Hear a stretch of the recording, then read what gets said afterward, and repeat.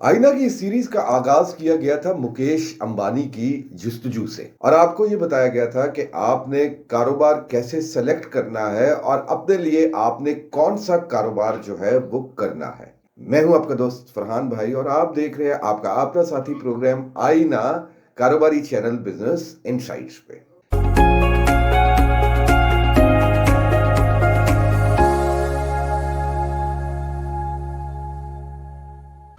कामों के अंदर एक चीज होती है इनसिग्निफिकेंट, जिसकी कोई अहमियत नहीं है, और एक चीज होती है सिग्निफिकेंट कि जिसकी बहुत अहमियत है। हम इनसिग्निफिकेंट चीजों के ऊपर बहुत वक्त खर्च करना शुरू कर देते हैं और जो कि सिग्निफिकेंट चीजें होती है उनके ऊपर हम बिल्कुल वक्त खर्च नहीं कर रहे होते। अब इनसिग्निफिकेंट और सिग्निफिकेंट को मैं आपको एग्जाम्पल से समझाता हूं।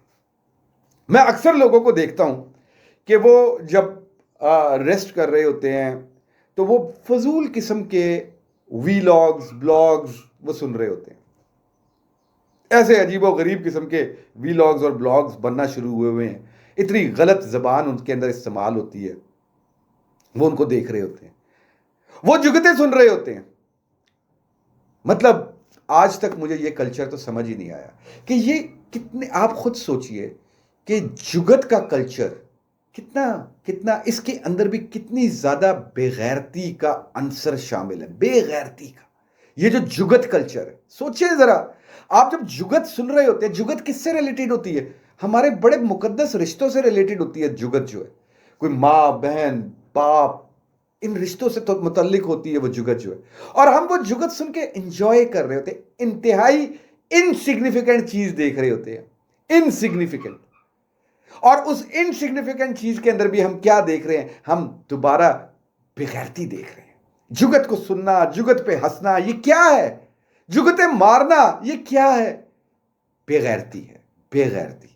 हम इस तरह की बेगैरतियों में इन्वॉल्व होते हैं। तो अब ये जो चीज है कि हम सिग्निफिकेंट चीजें यानी कि जो जरूरी चीजें उनकी तरफ तवज्जो दें, हम इनसिग्निफिकेंट चीजों को छोड़ दें कि हमने उनकी तरफ तवज्जो नहीं देनी। मैंने आपको मिसाल दे दी कि आप अगर फारिग टाइम में बैठे हुए हैं तो जुगत कल्चर जैसी बेगैरत चीजों को देखने से बहुत ज्यादा बेहतर है कि आप कोई काम की चीज देख लें, आप कोई डॉक्यूमेंट्री देख लें, आप कोई ऐसी मूवी देख लें कि जिसके अंदर आपको एक अच्छी डायरेक्शन मिल सके, जो बजाय इसके कि आप वही चीजें देखें कि जिनके अंदर बहुत ज्यादा बेगैरती का जो है वो अंसर शामिल है।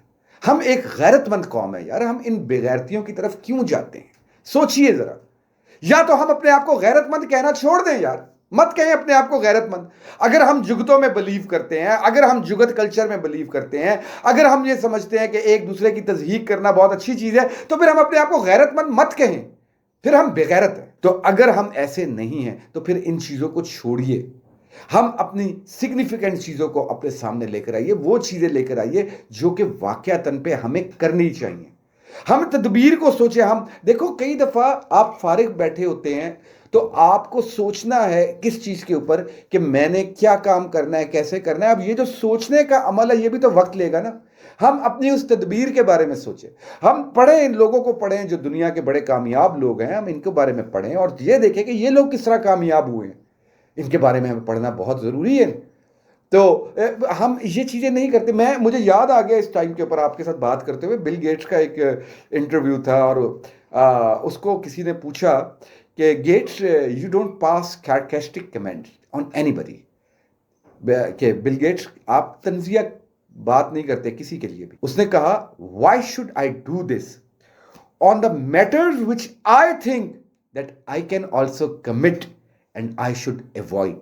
मैं उस चीज के ऊपर ऐसा तंजिया रिमार्क क्यों दूं जो कि मुझे डर है कि मैं भी कर सकता हूं और मैं हमेशा चाहता हूं कि मैं उसको अवॉइड करूं। बहुत प्यारी बात। बिल गेट्स ने यह बात की इस चीज से रिलेटेड कि मैं तंजिया रिमार्क क्यों नहीं देता। इसी तरह आप इन लोगों को यह देखें कि जब सिग्निफिकेंट चीजें, जो इन्होंने जरूरी चीजें होती हैं उसको पूरा वक्त देते हैं और जो गैर जरूरी चीजें होती हैं उनको सोचते हैं कि हमने उसकी तरफ जाना ही नहीं है। इसमें मैं आपके साथ एक एग्जांपल आपको आगे दूंगा, और लेकिन वो एग्जांपल जो है वो अखराजात से रिलेटेड है, तो लेकिन वहां पे दोनों जगहों पे ये एग्जांपल जो है वो कवर हो जाएगी कि आपने किस तरीके से सिग्निफिकेंट और इनसिग्निफिकेंट को डिफ्रेंशिएट करना है, फर्क करना है।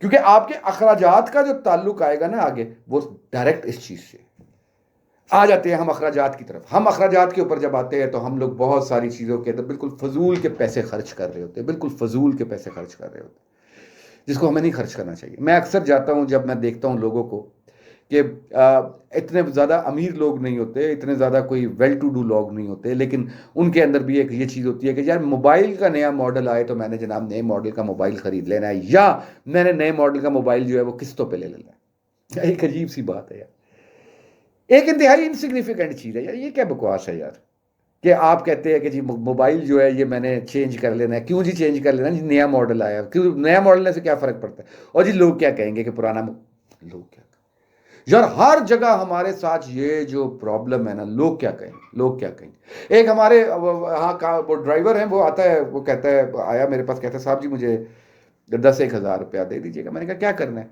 वो जी वो एक शादी आ रही है तो हमारे, मैंने कहा शादी किसकी, भाई बहन की? नहीं नहीं जी, बरादरी के अंदर शादी है, तो क्या करना है जी? मैंने वहाँ पे ज़रा कपड़े शपड़े देने हैं उनको लेके। मैं कहा यार पास में, मैं पैसे तो मैं तुम्हें दे दूंगा, लेकिन ये क्या सोच है यार? यार नहीं सर, लोग क्या कहेंगे यार। हमारी ये अंदर ये इतनी सोच, मतलब क्या बकवास है यार ये, लोग क्या कहेंगे।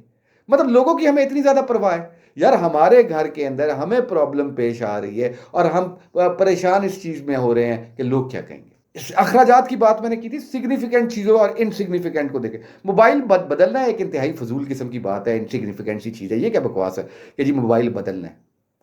कोई जरूरत नहीं बदलने की। आप क्यों बदलना चाह रहे हैं? मोबाइल जो खराब हो गया तो यस बदलिए, लेकिन अगर सिर्फ और सिर्फ लोगों को दिखाने के लिए कि मैं नया मोबाइल लेकर आ गया हूं, बिल्कुल स्ट्रेंज, मैं ये बिल्कुल गलत चीज है, इनसिग्निफिकेंट। इसी तरह अखराजात के हवाले से मेरी कल ही बात हो रही थी, तो वही मैं अहमद साहब जिनसे मेरी बात हो रही थी, तो उनको मैंने एक चीज, उन्होंने कहा कि मुझे आप ये भी बताइएगा कि मैं सेव कैसे करूं, सेविंग कैसे करूं। अब ये मैं इंतहाई अहम बात आपके साथ करने लगा।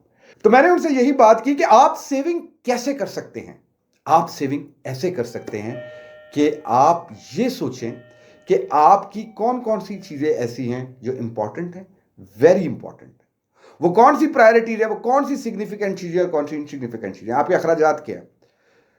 फिर मैंने उनसे पूछा, मैंने कहा अहमद भाई आप मुझे ये बताइएगा कि आप महीने पर पेट्रोल के ऊपर कितने पैसे खर्च करते हैं। उन्होंने मुझे बताया कि तकरीबन तकरीबन 30,000 रुपए का वो पेट्रोल खर्च कर देते, गाड़ी का 30,000 रुपया पेट्रोल खर्च कर देते। मैं कहा जब दफ्तर आप जाते हैं तो दफ्तर के बाद आप गाड़ी कहीं लेके जाना होती है आपने? कहते नहीं। मैं कहा तो फिर आप गाड़ी लेके दफ्तर जाते हैं तो गाड़ी पे आप दफ्तर क्यों जाते हैं? यार वो देखिए वो कैसे जाऊंगा। मैं कहा आपके घर के बिल्कुल सामने से पब्लिक ट्रांसपोर्ट गुजरती है और बड़ी अच्छी पब्लिक ट्रांसपोर्ट है। लाहौर के जिस इलाके के अंदर वो रहते हैं, वो जौहर टाउन का इलाका है और वहां पे बड़ी अच्छी पब्लिक ट्रांसपोर्ट है। मैंने कहा आप उधर से जाया करें, आप उस पब्लिक ट्रांसपोर्ट पर बैठे, गुलबर्ग आपका ऑफिस है, वहां पे वो गुलबर्ग आपको ऑफिस उतारा करेगी, शाम को उसी पब्लिक ट्रांसपोर्ट के ऊपर आप वापस आ जाए। उन्होंने भी यही चीज कही, लोग क्या कहेंगे। अगेन मेरा भी जवाब यही था, अहमद भाई ये एक बकवास चीज है कि लोग क्या कहेंगे, इसकी तरफ हमने सोचना ही नहीं है कि लोग क्या कहेंगे। यार पब्लिक ट्रांसपोर्ट पे आने में क्या बुराई है, आप जाएं पब्लिक ट्रांसपोर्ट के ऊपर जाएं। कोई उन्होंने पैसे देने हैं आपको पेट्रोल के लिए? जो लोग कह रहे हैं वो पैसे दे रहे हैं आपको पेट्रोल के लिए? नहीं कह रहे, दे रहे हैं ना पैसे। दुनिया भर में बड़े बड़े तरक्की याफ्ता ममालिक के अंदर पब्लिक ट्रांसपोर्ट इस्तेमाल होती है। आप पैसे बचाएंगे, आप क्यों ये पैसे 30,000 रुपए पूरे का पूरा जो है वो आप उस पेट्रोल पंप का जो मालिक है उसकी जेब में डाल के आना चाहते हैं? वो तो अयाशी कर लेगा आपके पैसों से, वो तो उससे बहुत कुछ बचा भी लेगा।